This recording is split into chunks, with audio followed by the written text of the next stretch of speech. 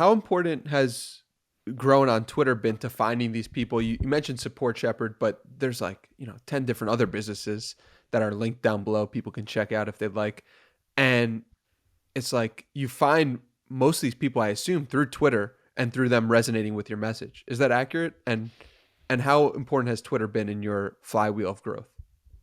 It's been the center of it. I mean, so people think who aren't familiar with Twitter, like, oh, you could get a lot of followers and you can get paid $500 to $1,000 to tweet a tweet. That blows people's mind. That, oh, Jobber paid me last month $1,500 to make one tweet, and they're like, what? You made $1,500 for one tweet? Then there's the next level of like, hey, we grew a business. We grew a business from thirty to $50,000 a month, and that range was where Shepherd was when I started promoting it on Twitter. We've grown it to $1 million a month, and that business is worth $25 million. Wow. I'm a minority partner. I only own 12.75% of that company now, since Sean Puri bought in. But yeah, that's the next level. They're like, holy shit, what? You made 80 grand last month from Support Shepherd and you don't own it? Like, what? Like, you don't operate it? Like, you're just tweeting about it? That's insane. That's insane. Then there's the level beyond that where it's like, hey, yes, I can grow businesses now. Okay, I can get paid to tweet. I can grow businesses. The level beyond that is like, I can find people who know how to do things amazing. Like, I can leverage it to find talent. Like, I can find operators. I can find people who have run businesses. So it's like, I made a list of, hey, these are businesses that I need. I don't care if other people buy them. This is what I need. I need a performance marketer who knows how to do AdWords. I need a recruiting agency in the Philippines, and I need another recruiting agency in the United States. I need a web development agency. I need an SEO agency. I need a property and casualty insurance company. I need a cost segregation firm. So I made a list of all the things that I need. Like, all my companies need those things, all of them. Where can I find the best operator that has done it? A, they've started a company, and B, they're really freaking good at what they do. Twitter has allowed me to find these people who are exceptional at building businesses and doing these individual things. And so, yeah, here we are a year later, and I'm starting up 8 other businesses that, I'm looking at my profit and loss, like the expenses on my profit and loss statement. I'm like, hey, I'm spending a lot of money on property and casualty. I'm spending a lot of money on insurance. Maybe we should start an insurance company. Oh, it's funny. You say Twitter, but what Twitter really is to me is writing and the skill of writing. How have you become a better writer in the past 2-3 years since devoting so much of your time to Twitter? It's another thing that's practice. So yes, I'm naturally a content creator. Like, I write all the time. I can't help myself. Some people it's work. Some people are getting on Twitter and they're like, oh my God, what do I write about today? I'm on Twitter and I'm like, wow, I need to stop tweeting so much, and I need to schedule some of these tweets for later, and I need to take them off Twitter because I write too much. I have a little notepad beside my bed. It's full of ideas. I can't stop writing in it. It keeps me from sleeping well. That is just me. I write all the time. I love it. I can listen to a podcast with 2 awesome people. I'm listening to Jocko Willink and Ryan Holiday right now, and it's a 4-hour podcast, and I can take these little ideas. And look, another big part about this, no ideas are new.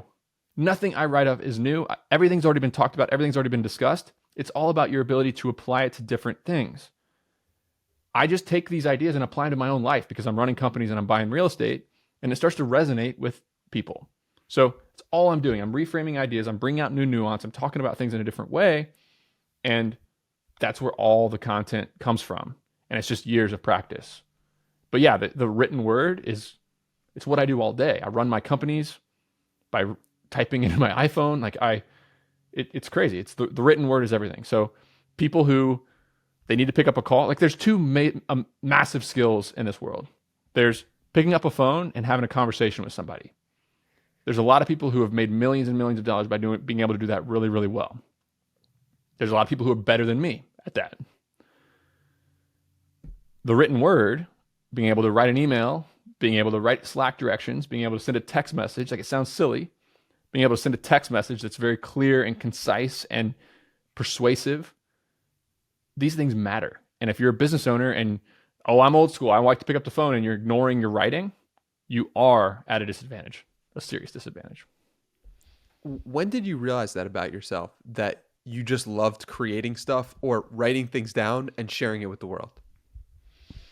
Um, I don't know. I've always messed around with it. Like when Yik Yak was big right out of college, like I was messing around with little cop, I didn't realize it at the time, but it was a copy of what might go viral.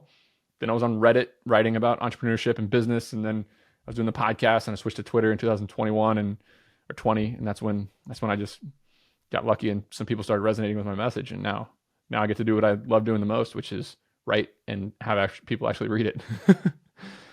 Yeah, man. I mean, I feel like in some sense you can learn the skill of writing or content creation, but in another sense, I feel like it's just like born into you. Like at this very desk that I'm sitting in right now, I launched a blog when I was 12 or 13 years old. And it's just like in me to like look at the world and want to tell other people about the things that I'm learning or seeing. And that's what I see time and time again over these episodes. And so I guess I really want to inspire people or to ask people, what are those things for them that, and where were the signs in the earliest days? Is there anything you could point to of like you being a young kid and looking at the world and be like, I want to tell people about this? Does anything come to mind? Yeah, Because I really think it's yeah. You're absolutely right. It's curiosity. Like I'm a curious person. I could be having a conversation with somebody who I know nothing about, and I'm genuinely interested in what they have to say because the world is fascinating to me. I can find myself in deep rabbit holes on YouTube and on Wikipedia at 3 a.m. because I just want to learn about different things, the history of things, how they work. So I just think it's energy. It's like energy and curiosity. Put those two things together and you're just things are interesting. Things are exciting. You have the energy to want to learn and talk and read and write about things. A lot of people they don't have the energy. They get home, they sit on the couch, they drink 4 beers, they watch Netflix, they get up the next day and do it again. Like that's the extent of what it is because nothing draws their energy out. Okay, maybe pro sports, maybe they like watching football and talking about football. I just happen to like business and want to talk about business. So I don't know. It's a very interesting thing, and I'm not sure it can be taught either. I think a lot of it's natural. That curiosity for you is something that I noticed time and time again when I did research for this, where I noticed you would often ask the host, where could I be better at this? I notice you have this skill, or I notice you are a few years ahead of me. Where do you see it? Where could I be going wrong? And I feel like that is so refreshing as a listener of a podcast. Like, oh, wow, I could sense your curiosity. I could sense your interest and knowledge for learning. And that is such a remarkable trait of yours. And I have to assume is one of the reasons for your success is because you're constantly learning, constantly curious, constantly asking questions. Would you agree with that? I think success can be a really dangerous thing. There's so many stories of it. There's stories from the leaders of countries during World War II to business owners who had an amazing business built and just lost it all. And success is crazy because the more success you have, the more confident you get and the more blind spots you make. So it's really easy, especially when you become notable and almost famous in our own little worlds.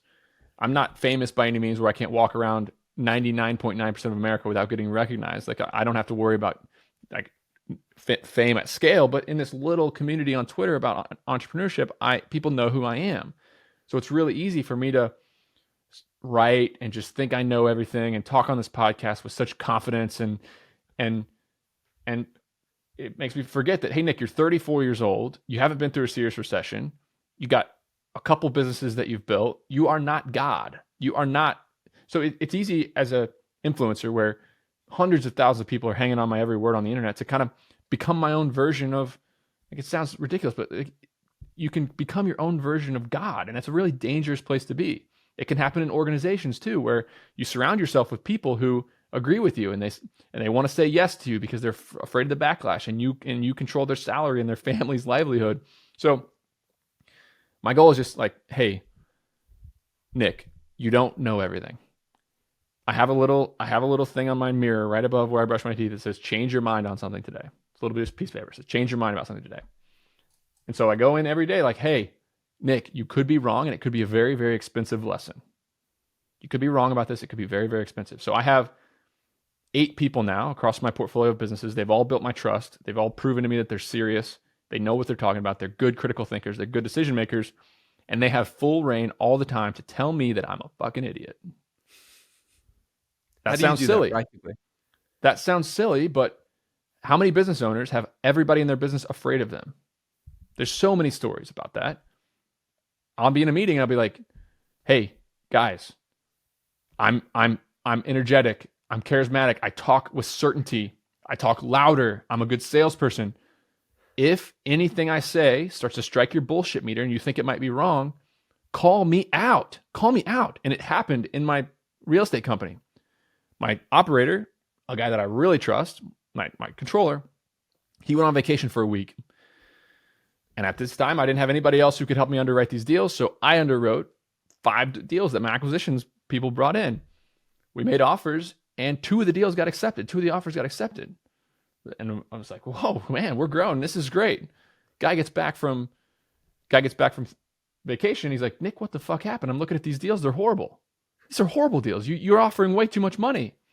And I'm like, whoa. At first I got defensive. I'm like, "Do you know who you're talking to here? Like, I am the sweaty startup." Just kidding.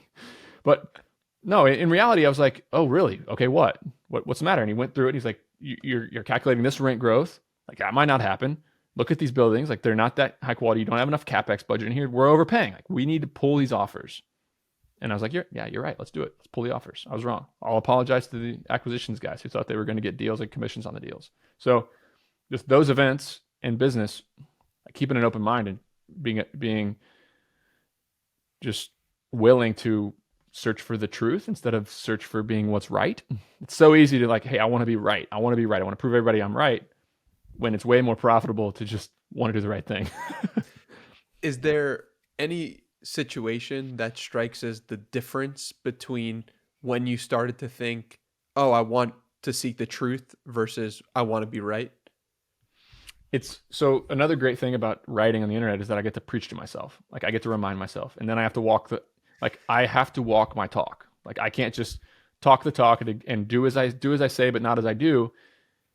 I'm in this. Like, I'm talking about it. I'm preaching it. And everybody thinks I'm writing and giving everybody else advice. I'm just talking to myself.